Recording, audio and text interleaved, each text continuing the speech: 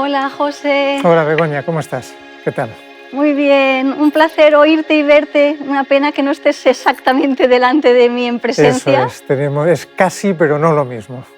Bueno, oye, vamos a hablar de este tema de qué ética Muy bien. creamos con la crisis de la COVID-19. Yo creo que es importante clarificar esta cuestión de la ética, ¿no? Porque la pregunta es ¿qué ética? Y a mí me gusta siempre recordar que la palabra ética se usa muy sinónimamente que la palabra moral, pero los que venimos del mundo más filosófico siempre hacemos la siguiente distinción que creo que vale la pena mantenerla. La ética es reflexiva, la ética es más pensada y la moral es más vivida. Con lo cual, la moral hace más referencia a hábitos, costumbres que se suelen heredar culturalmente y familiarmente. Por tanto, las morales son más o menos productos culturales transmitidos por tradición, ¿no? Mientras que la ética es una reflexión sobre esas costumbres y sobre esos hábitos. Con lo cual, al reflexionar sobre las costumbres y los hábitos, podemos decidir que esas costumbres y hábitos que nos han caracterizado durante mucho tiempo se han quedado obsoletos. No tenía razón de ser, o bien eran malos hábitos y costumbres, que eso es lo que significa la palabra en latín mos mores. Los abandonamos, por ejemplo, porque consideramos que esas costumbres son discriminatorias o sexistas, diríamos hoy, ¿no? Y entonces decidimos crear otros hábitos y otras costumbres. Y aquí es donde me parece interesante recuperar la palabra ética, porque a la hora de crear no son las morales solo las que crean, esas son más o menos transmitidas. Lo que crea es por qué decidimos incorporar esas costumbres o esos hábitos, muchas veces inconscientemente, pero a mí me gustaría que fuera conscientemente, ¿no?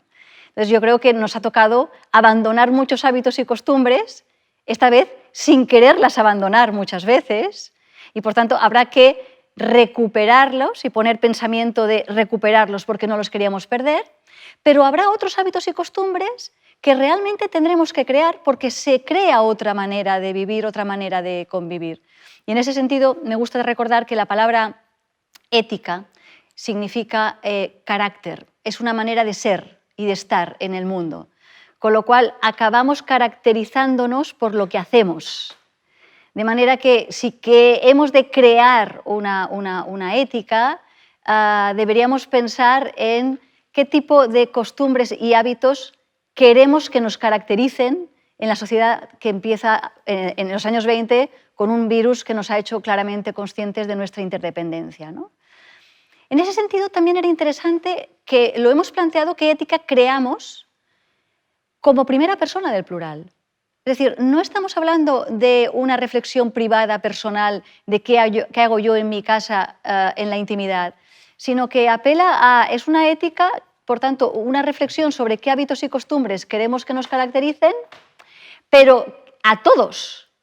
Por tanto, desde una perspectiva, y esto es muy propio de la ética, de universalización, no de intimidad y de vida privada, con lo cual tiene que ser una ética global, que tenga conciencia de una ética mundial, de interdependencia, precisamente porque lo que nos ha pasado esta vez con el virus, no es algo local y que se puede gestionar simplemente con una institución más o menos de soberanías nacionales, sino que es un tema que nos pone de relieve la importancia de necesitamos poner hábitos y costumbres compartidos y, por tanto, universalizables, sin que eso signifique homogeneización y que todo el mundo tenga que vivir de la misma manera, ¿no? Me gusta poner el siguiente ejemplo. Todo el mundo tiene que comer, porque si no comemos nos morimos. Pero no todo el mundo tiene que comer exactamente lo mismo. Por tanto, tiene que haber discrepancia en que haya gente que toma proteína animal, gente que es vegana, gente que es vegetariana pero sí consume huevos o leche. Pero todo el mundo tiene que comer.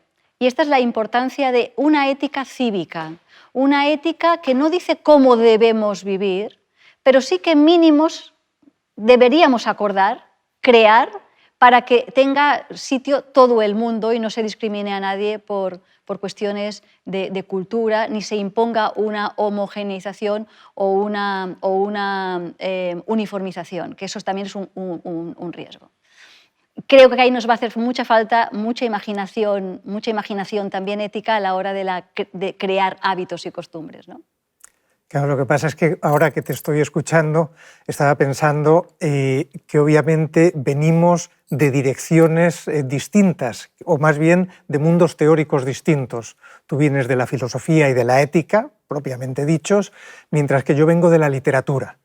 Y pensando en términos más de qué hace la literatura a la hora de contribuir a la creación de una ética, la literatura normalmente funciona por negación, es decir, por una crítica a una determinada ética, a un determinado consenso que se está dando en un momento dado en una sociedad dada.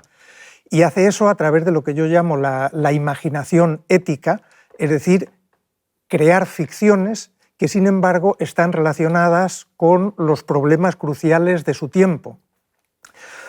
Y a menudo es la ficción especulativa, ciencia ficción, pero no solo, la que se ocupa de cuestiones éticas. Si pienso, por ejemplo, en 1984, hay una famosa escena en la que están interrogando, más bien torturando, a Winston y le están enseñando 4 dedos. Y le dicen, ¿cuántos dedos hay aquí, Winston?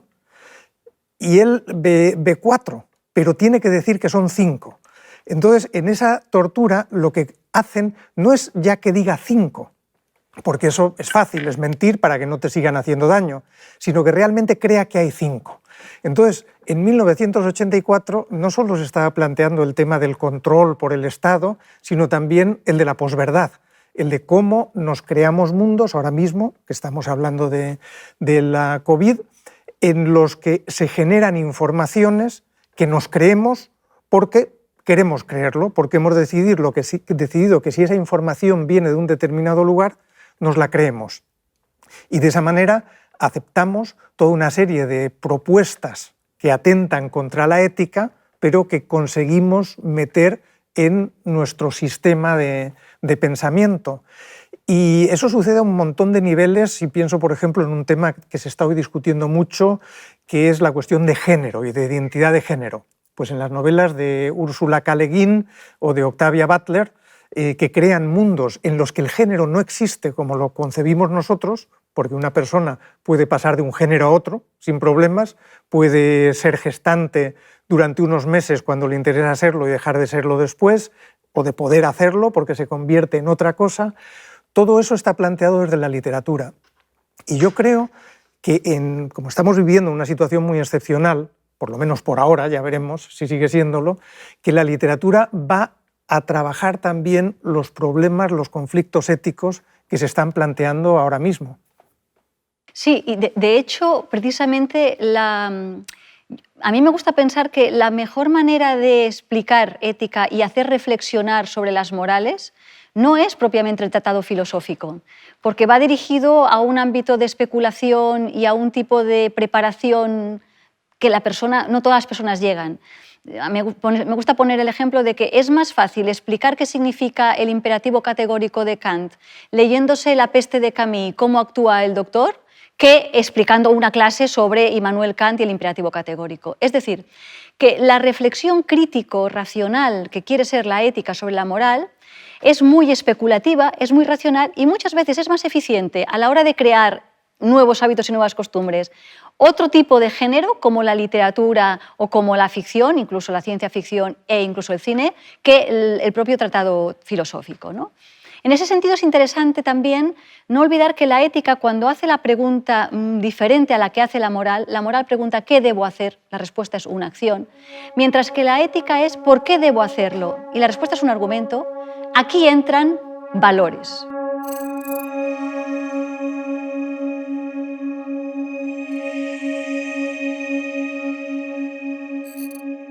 ¿Qué es lo que consideramos valioso, ¿no? Y en ese sentido son fundamentales los valores claves, ¿no? como la responsabilidad, la libertad. Y en la época de COVID-19 los vamos a tener que resignificar, ¿no? Porque hemos visto privada mucha libertad a la que nos habían acostumbrado e incluso voluntariamente cedido, ¿no? Cediendo datos, etc. De manera que sería interesante abordar estas cuestiones de resignificar valores fundamentales, ¿no? Sí, porque además, quiero decir, todos tenemos una noción de lo que es la responsabilidad, de lo que es la libertad, o bueno, hay otros conceptos que están asociados también con ella, como puede ser la solidaridad. Lo que pasa es que una situación como la que estamos viviendo nos obliga, como yo creo que indicabas, a replantearnos no solo qué entendemos en general por libertad o responsabilidad, sino qué entendemos en casos concretos. Yo creo que en toda situación de catástrofe, sea provocada por el ser humano o sea natural, nos encontramos de pronto de una manera mucho más urgente con la necesidad de dar ciertas respuestas concretas. En el caso de la libertad y la responsabilidad, ¿puedo exigir la misma libertad ahora que hace unos meses o no? ¿Puedo tener la misma responsabilidad o tengo que tener un nivel más elevado de responsabilidad del que tenía antes? ¿Y cómo ejerzo mi libertad? ¿Las decisiones que tomo tienen que ver con el miedo a que me sancionen? Ahora mismo hay toda una serie de normas que antes no teníamos. Acatar el confinamiento, por ejemplo. ¿Lo acepto porque no quiero que me sancionen o lo acepto por responsabilidad, solidaridad? Porque al no salir de casa estoy protegiendo también la seguridad de los otros. Plantea también cuestiones al tener una nueva, no voy a decir una nueva ética, pero aspectos nuevos, de pronto aparecen ciudadanos que se convierten en una especie de policía ética, ¿no? Esta gente que desde los balcones reprochaba a quien salía a la calle, sin saber por qué salía a la calle, que estuviesen allí supuestamente rompiendo el confinamiento. Pero luego hay otro montón de temas como el cierre de fronteras. Se ajusta a la ética, respeta lo suficiente la libertad y la responsabilidad, pero siempre hay que preguntarse ¿la libertad de quién? Porque el cierre de fronteras puede ser responsable hacia el interior, nos protege a los que estamos dentro de esa frontera, pero no hacia el exterior. La gente, los inmigrantes que venían de África y que ahora no pueden entrar, estamos siendo responsables con ellos. Entonces es curioso que una situación de cambio drástico o de percepción de cambio drástico, todo eso que damos por supuesto, tenemos que volver a replanteárnoslo, viendo sobre todo a quién afecta nuestra libertad y nuestra responsabilidad. Claro, cuando yo pienso en el clásico de Sobre la libertad de John Stuart Mill, que él la escribe muy cercano a la escritura sobre el utilitarismo, ¿no? Claro, en el utilitarismo es máxima felicidad para el máximo número de personas, ¿no? De manera que, de alguna forma, se ha convertido el utilitarismo en el lema de la seguridad de la salud pública, ¿no? Es el concepto poblacional y, por tanto, la cantidad de gente la que prioriza, ¿no? Pero ahora, Stuart Mill, al mismo tiempo, escribe sobre la libertad. Y le dijeron, bueno, pero ¿por qué escribe sobre la libertad? Y él contesta, porque la singularidad, la individualidad, la creatividad de un individuo nuevo en el mundo tiene que ser preservada. No puedo imponer siempre lo cuantitativo y la maximización del máximo número de personas. Se tiene que preservar la individualidad, la sacralidad del individuo, ¿no? Y puso el límite del principio de daño. Yo creo que la novedad de la ética del COVID-19 es que el concepto de daño no es tan claro, porque claro, si yo hago una acción y veo claramente relacionada causalmente mi acción con la consecuencia del daño a tercero, puedo responsabilizarme enseguida porque veo una conexión muy rápida entre mi acción y la consecuencia.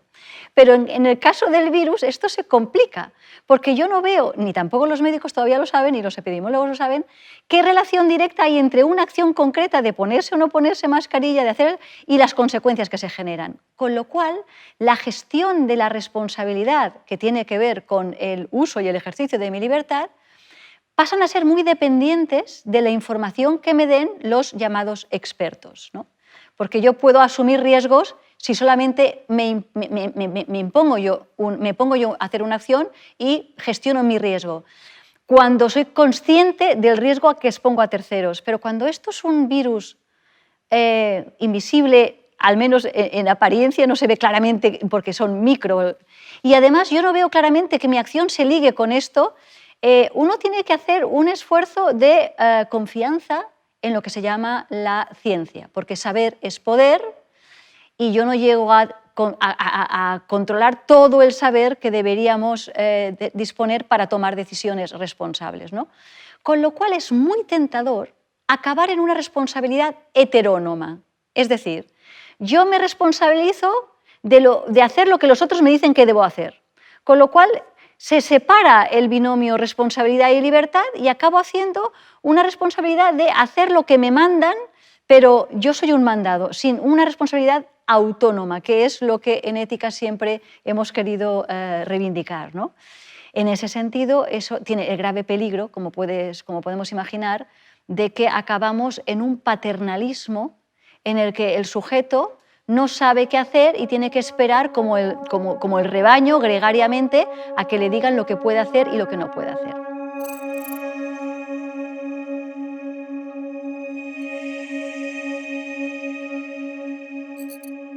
A mí me gusta recordar que tú puedes lograr que la gente haga, pero no siempre lograrás que la gente quiera hacer. Este querer hacer tiene mucho que ver con las razones personales, con los motivos personales, pero si tú introduces el miedo, la gente es mucho más dócil y entonces entramos a lo que Etienne Lavoisier llamó la servidumbre voluntaria, ¿no? Que tú voluntariamente te dejas llevar.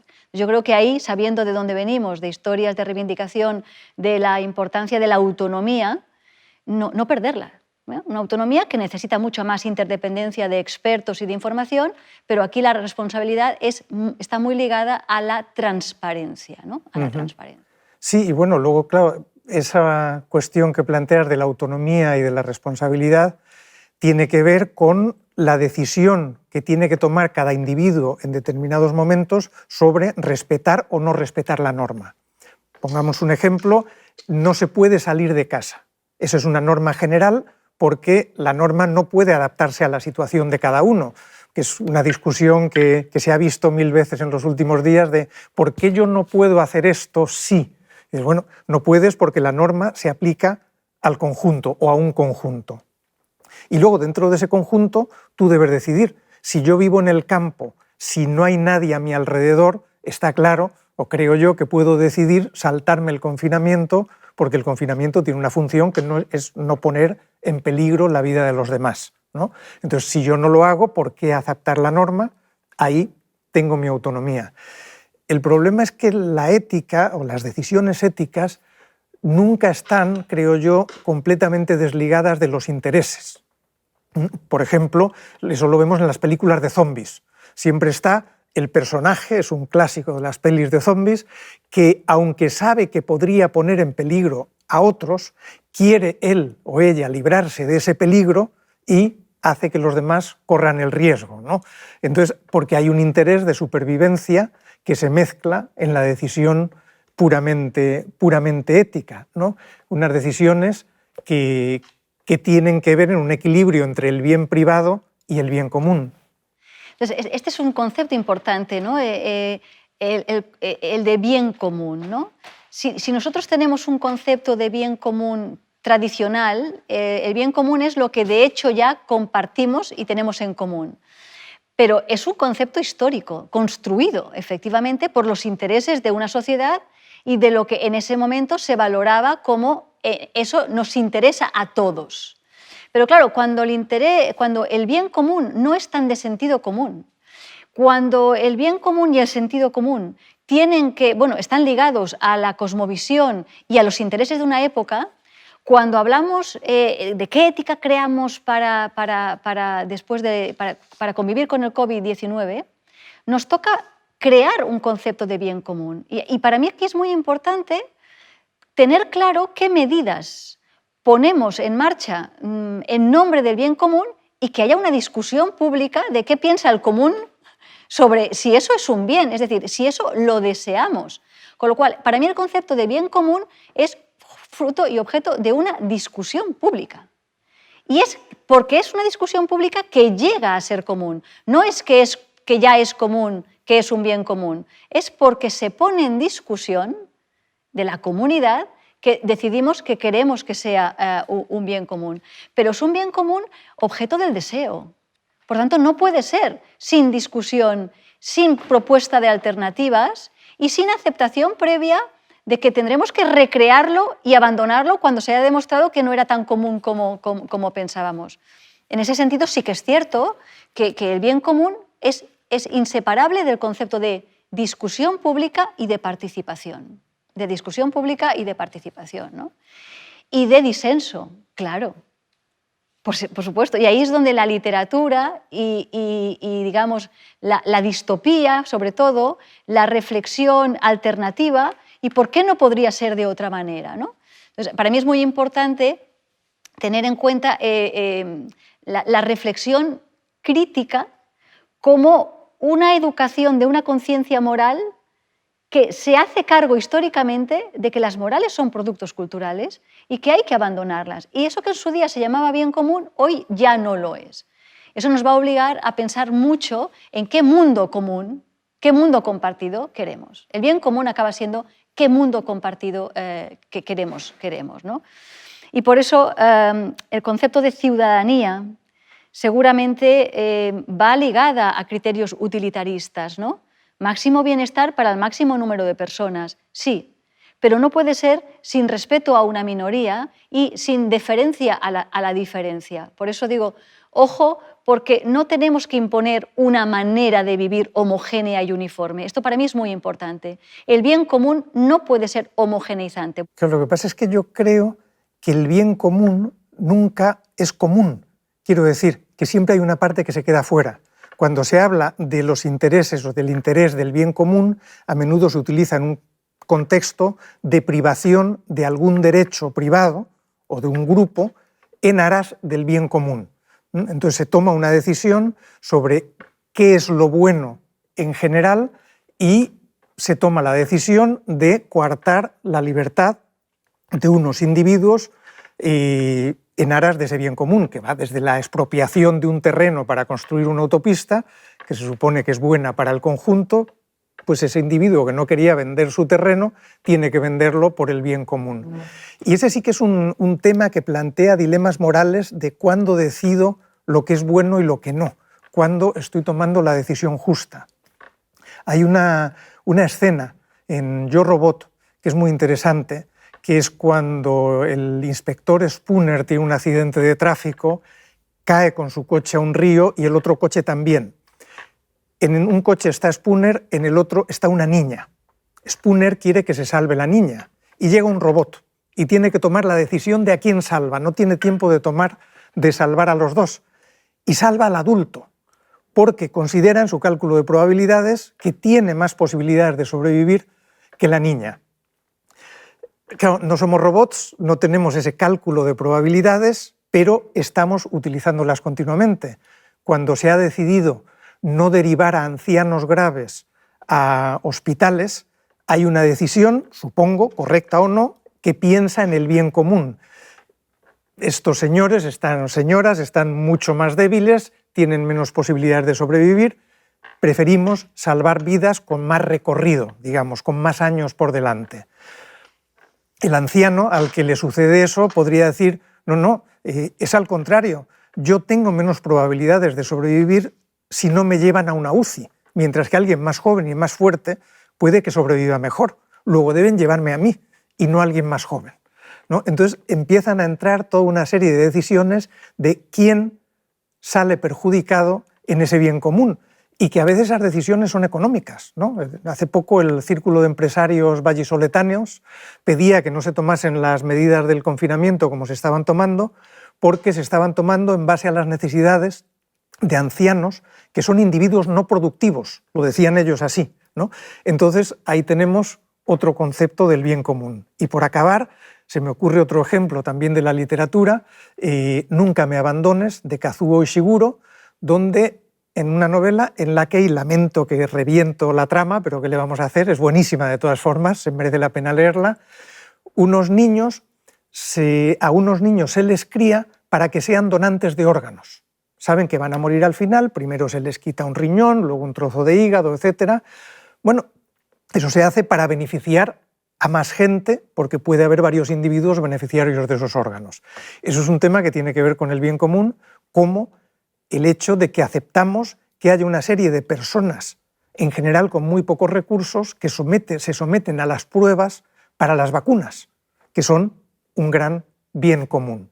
Entonces es curioso que cuando hablamos del bien común tenemos que tener siempre en cuenta que no es del todo común y de que hay perdedores de ese bien.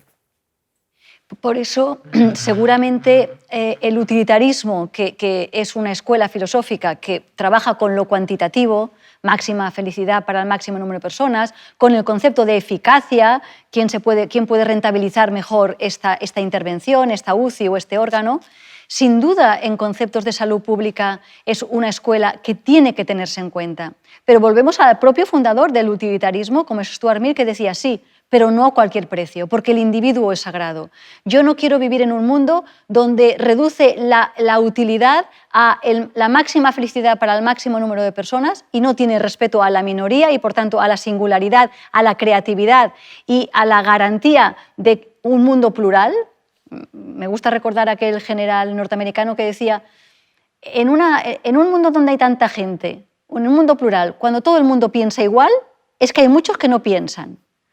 Es decir, el problema del pensamiento común es que puede llegar a ser del bien común es que puede ser pensamiento único. Y el pensamiento único es casi contradictorio en sus términos. Por eso yo decía, el bien común es fruto de una discusión y donde el disenso se tiene que preservar, y ahora viene mi reflexión, y donde ha de haber idoneidad y proporcionalidad de los daños que hacemos a los vulnerables o a las minorías en nombre del bien común.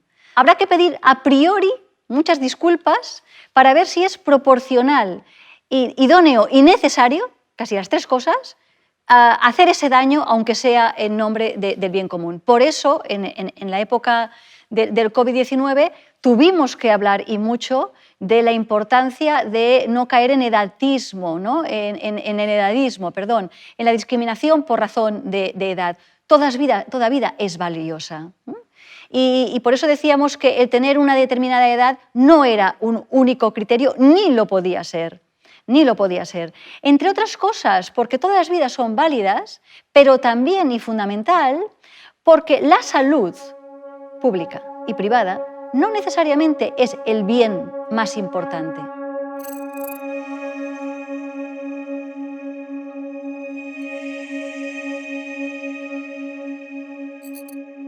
El clásico bolero de salud, dinero y amor, ¿no?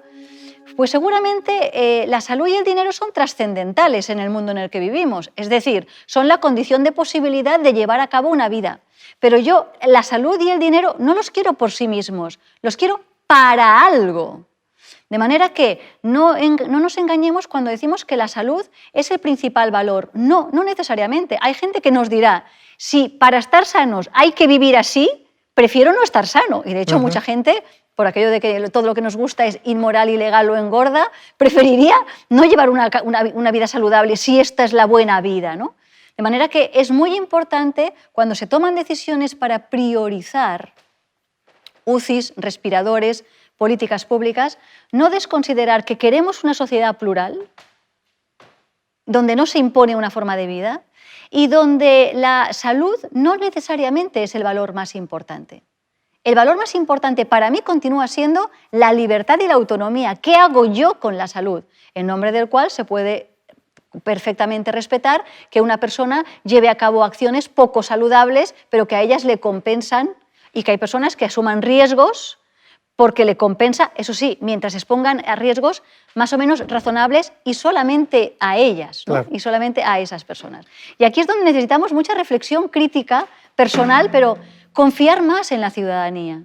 Una ciudadanía que se sabe cuidadosa también de los otros, que no ve a los otros únicamente como aliud, que alienan, sino como aliados con los que puedo tener altruismo, ¿no? Es que, claro, nos transmiten una visión del otro muy jovesiano, muy un lobo para el hombre. Bueno, porque tienes esta visión, es que te delata tu manera de desconfiar tanto de la ciudadanía cuando la tienes que reprimir y controlar tanto, ¿no? Sí. En ese sentido me parecía interesante hacer reflexiones importantísimas sobre el cuidar. La nuestra es una sociedad que ha priorizado la producción y hemos parado la producción y hemos descubierto el cielo azul, al menos creo que en Madrid y en Barcelona, hemos descubierto el valor del silencio, hemos descubierto la preciosidad de ciudades sin tanta aglomeración de turistas, con lo cual hemos visto que la vida estaba muy pensada para la producción y el capital y estaba poco pensada para la reproducción cotidiana, no únicamente de niños, sino para la reproducción cotidiana de la vida orgánico-metabólica, que es lo que hace bella la vida, ¿no? Que eran los valores fundamentales, ¿no? Sí, el tema de los cuidados que mencionas en estos últimos días, estas últimas semanas, ya meses, es algo de lo que se ha hablado mucho. Se había hablado ya antes, porque hubo, por lo menos en una parte de la izquierda, una reflexión sobre si la izquierda cuidaba lo suficiente a la gente, es decir, si esas ideas que tenían, muy valiosas muchas de ellas, muy generosas, si al final para imponerlas no se estaba dejando de lado el cómo cuidas a los que son de tu grupo, pero también a los que no lo son. Y ahora que hablamos tanto de cuidados, siempre hay que preguntarse qué tipo de cuidados, de quién y para quién, ¿no? Y yo creo que nos hemos dado cuenta durante estas semanas de que a los cuidados no les hemos concedido la importancia suficiente. Yo estoy muy de acuerdo con los aplausos a los sanitarios, a los que trabajan en residencias, con esa revalorización y ese afecto que despiertan.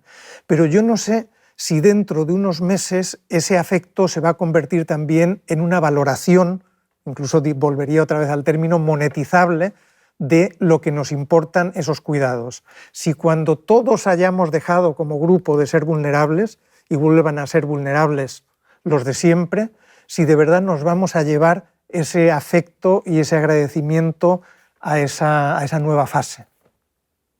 Sí, además a mí me gusta introducir una dimensión que es poco tratada en esto que hablamos de los cuidados, en plural, porque los cuidados, según cómo se entiendan, pueden acabar en infantilismo y en paternalismo, y esto no lo queremos, queremos crear capacidades de cierta interdependencia, pero dentro de esa interdependencia de autonomía y de libertad personal. Pero se olvida que somos vulnerables no únicamente expuestos a la enfermedad o a la pobreza o a la intemperie. No, es que a mí, como profesora de ética, me interesa remarcar que somos vulnerables moralmente.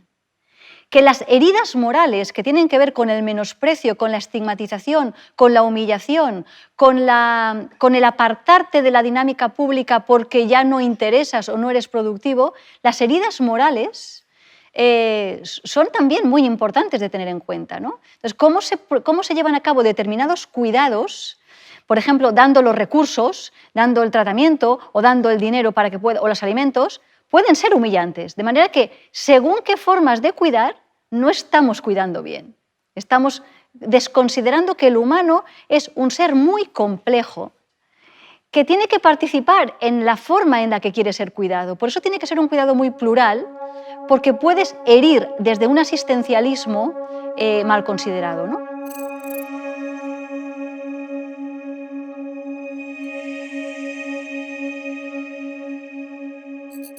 Tenemos otro tema muy interesante que es cómo hemos herido a las personas, aislándolas de todo contacto, incluso en el momento de la vida último, que es la muerte.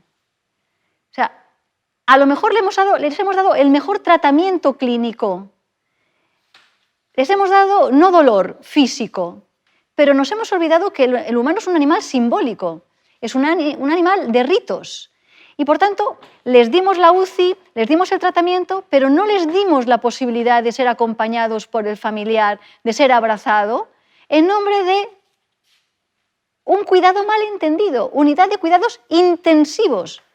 Intensivos si no me dejas despedirme al final de mi vida. Por tanto, hemos herido mucho moralmente a las personas que se murieron solas sin compañía y hemos herido a las personas que murieron, pero hemos herido también a los profesionales que sabían que no lo estaban haciendo bien porque sabían que esa no era una buena manera de morir y, por supuesto, también a los familiares que es muy posible que precisamente porque no pudieron llevar a cabo, se sintieron heridos moralmente por el aislamiento al que sometieron a las personas que perdieron, pues les hemos herido y les hemos humillado y les hemos condenado a otras heridas morales que tienen que ver con el resentimiento a una clase política que puso unas medidas un poco draconianas en las que tuvimos que rectificar muy rápidamente diciendo, me parece que compensa, es proporcional, estamos en el final de vida, que la persona pueda despedirse y acompañarse de las personas. ¿Qué nivel de riesgo estamos dispuestos a asumir? Pues nos ponemos mascarillas, pero es muy humillante para profesionales paliativistas, para personas que murieron y para los familiares no permitir acompañar y hacer el duelo y hacer los ritos que los humanos de toda la vida necesitamos y creo que continuaremos necesitando, ¿no? Habrá que pensar, por tanto, mucho mejor el tabú que hasta ahora ha sido la muerte. Sí, sí, además en un momento en el que la muerte está continuamente presente. Quiero decir, yo probablemente no soy el único que al día lee varios periódicos y curiosamente estoy leyendo prácticamente lo mismo, ¿no? Esas estadísticas, esa casi muerte en directo, ¿no? Que voy viendo cómo aumenta, cómo se van sumando las bajas, las altas, etcétera, etcétera. Y esa muerte que está tan presente como información ha sido, lo dices tú muy bien, tratada de una manera cruel también, ¿no? en lo cotidiano, en lo personal. Esa preocupación general ha ocultado todas esas experiencias individuales de pérdida, de soledad, los ancianos que han estado meses solos, encerrados en una habitación en la residencia, que no podían visitarlos los familiares, etcétera, etcétera.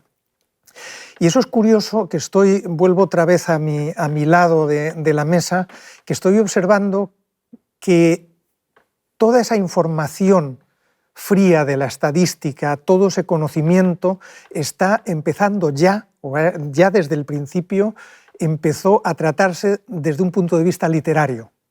Me ha llamado mucho la atención la cantidad de diarios del coronavirus que han surgido durante estos meses. Yo creo que pocos escritores no habrán participado en algún tipo de iniciativa, desde el New York Times a Infolibre, que les piden que hablen del coronavirus, de las pérdidas, porque todas esas pérdidas que ha habido en solitario, yo creo que exigen una comunicación, ser comunicadas y ser amplificadas. Cuando estamos solos con un dolor que sabemos que es compartido, que hay muchos y muchas más allá afuera que lo sienten, queremos poner nuestros dolores en contacto. Y eso hace la literatura, bueno, y el cine y todo tipo de arte y de ficción. Y yo creo que es algo que va a suceder, que va a haber en los próximos meses un montón de libros sobre el coronavirus, sobre la experiencia del coronavirus, pero no por oportunismo, eso sería la solución cínica y fácil, sino porque existe esa necesidad de los escritores y también de los que no escriben, de leer sobre ello, de leer otras experiencias, de hacer ese duelo en el texto del otro. Y es curioso que el tema del duelo, yo he estado pensándolo últimamente por razones no solo personales, sino también sociales, cómo ya antes del confinamiento había ido cambiando y estábamos haciendo un duelo en redes. Antes, el duelo, el acompañamiento del muerto se hacía siempre en presente y en directo, pero ahora las familias están desperdigadas. Los amigos están mucho más lejos. Uno vive en Barcelona, otro en Madrid, otro en Londres.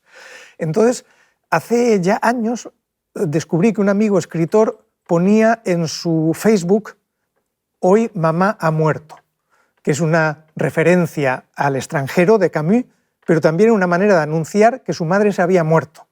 Y empezó a recibir pésames, simpatía, etc.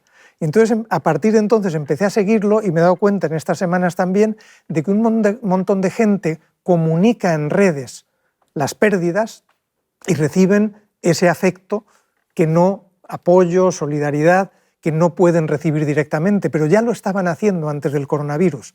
De pronto la red se ha convertido en el lugar de duelo, en el espacio para el funeral. Ahora se establece o se comunica esa simpatía mediante el clic, mediante el emoticono también, y que no es mejor ni peor que el te acompaño en el sentimiento. Siempre tenemos toda una serie de ritos y de fórmulas para expresar emociones que son auténticas, aunque la fórmula pueda parecer superficial. Entonces es curioso que yo creo que el coronavirus ha reforzado esa tendencia que ya existía de comunicar y compartir nuestro duelo a través de la pantalla.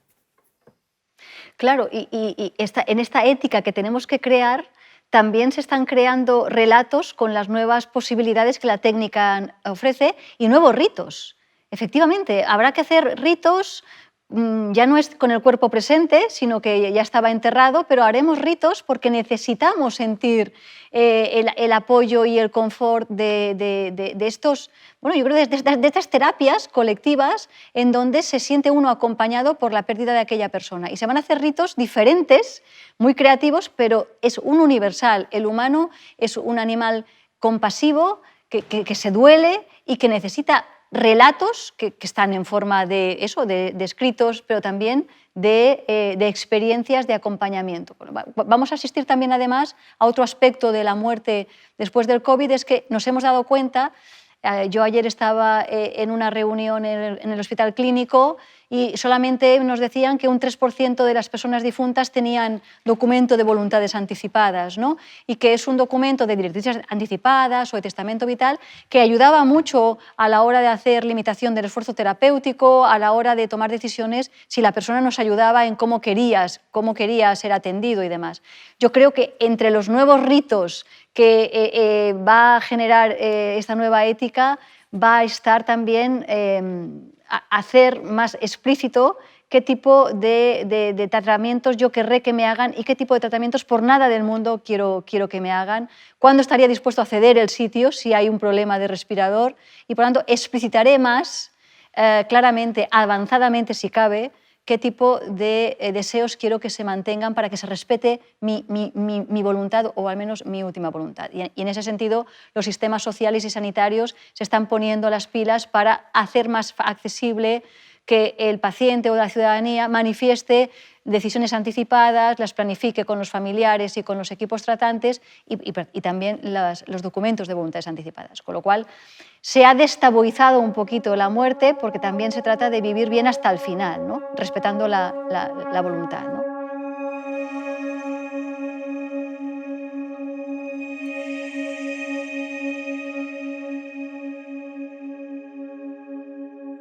Con lo cual entramos a esa expresión trágica que a mí no me gusta nada y ahora vamos a ver qué te parece a ti, esto de la nueva normalidad. Sí, estaba esperando que lo dijeses. Es que esto de la nueva normalidad a mí me pone nerviosa, ¿no? Sí, a mí me parece que es un concepto muy, muy interesante porque, bueno, yo hace escasamente un mes escribía en un artículo, no recuerdo ya de qué hablaba, pero sí me acuerdo que dije que en realidad lo que separa la distopía de nuestra vida corriente es la aceptación de lo excepcional como normal.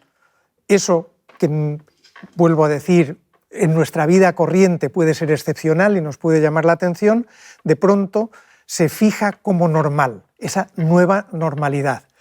Y en estos días estamos asistiendo a fenómenos que no hace tanto nos habrían parecido distópicos. El que todos vayamos con mascarilla por la calle, el que no podamos tocarnos, abrazarnos, acercarnos, eso que es de tantas películas de ciencia ficción, ¿no? Esa gente que vive en sus propias burbujas, en sus escafandras, en unidades de habitación también cerradas y estancas contra el enemigo exterior, el que el ejército pueda tomar toda una serie de decisiones sobre actividades en la ciudad y que se le pueda utilizar para reprimir determinadas actividades que antes era completamente impensable. Eso, hay un montón de fenómenos que antes eran de distopía y ahora de pronto parece que podrían ser parte de eso que se ha llamado la nueva normalidad. Que se prohíban las manifestaciones o cierto tipo de manifestaciones. Es muy curioso que justo antes de la epidemia, y no me voy a poner conspiranoico, pero justo antes de la epidemia, habíamos pasado por un periodo en el que en prácticamente todo el mundo había montones de protestas callejeras. En Chile, en Irak, en el Líbano, en Cataluña, en Francia, en Italia, bueno, me quedo sin países, en Hong Kong, Yo participé no hace tanto en un número extra de una revista, La Marea, con la que colaboro, y se lo dedicábamos a las revueltas. Bueno, pues esas revueltas, salvo en el caso de estas protestas que ha habido, antirracistas, etcétera, parece que han desaparecido. Y de pronto parece, además, que tenemos que aceptarlo, que desaparezcan, no por las revueltas en sí, o no se justifica así, sino porque estamos poniendo en peligro la salud de los demás. Entonces yo creo que ese es uno de los temas fundamentales para el futuro, cuánto vamos a aceptar como normal de eso que llaman nueva normalidad y que en realidad es distópico, y frente a cuánto de eso vamos a ser capaces de rebelarnos. Para mí es fundamental que el humano es un animal de costumbres, de moral, ¿no? Y por tanto necesita rutinas, necesita hábitos, necesita ritmo, porque es un ser orgánico, tiene que comer cada cierto tiempo, pero también es un animal simbólico que piensa y por tanto necesita ciertos hábitos, ciertas rutinas que se convierten en normales. Pero claro, uno siempre puede abandonar esas rutinas y ver hasta qué punto las echa de menos y recuperarlas, y es capaz de aceptar determinadas excepciones si son excepciones, es decir, si esto dura un tiempo mientras. Pero claro, hay el peligro inmenso de que la normalidad, es decir, eso que se va convirtiendo en la convención por la que nos tenemos ahora que caracterizar, pues yo quiero que me caracterice excepcionalmente, pero es la excepción que me confirmará la regla, que es volver a aquello que echaba de menos y volver a aquello que echaba de más.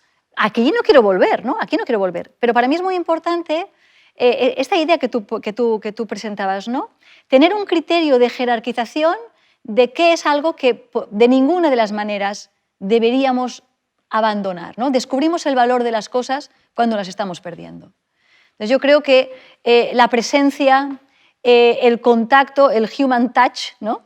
Yo creo que es algo que no debería perderse porque somos animales de piel fina. Somos un mamífero, decía Aristóteles, con mucha piel que nos afecta a todo.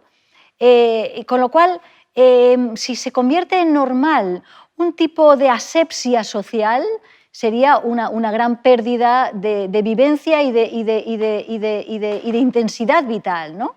Incluso de quedarse impresionado, porque el tacto es un sentido muy importante que se puede perder de no usarlo, como se perdió el olfato, etc., ¿no?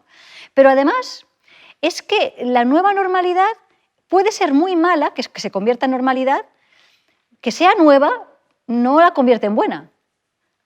La convierte en buena, si es necesaria, idónea y proporcional. En el momento que ya no sea ni necesaria, ni idónea ni proporcional, deberíamos recuperar aquello que era necesario, idóneo y proporcional.